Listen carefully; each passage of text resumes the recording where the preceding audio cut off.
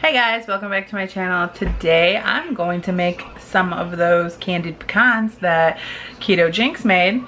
Only mine's gonna be a little bit different. I don't have that cookbook and I'm lazy, and I wrote down all the ingredients from her video but I lost it, so I'm just kind of going off of memory. So here we go. So I have, and I don't even know if she had butter in here, but I have about half a stick of butter and 3 tablespoons of swerve, and I'm gonna melt this and mix it together. So I mixed the butter and the swerve together, and then I added a teaspoon of vanilla extract and then some ground cinnamon, and I mixed it all together. Now I have it poured down onto a baking sheet lined with parchment paper, and I'm gonna put that in the oven for about 20 minutes, give or take.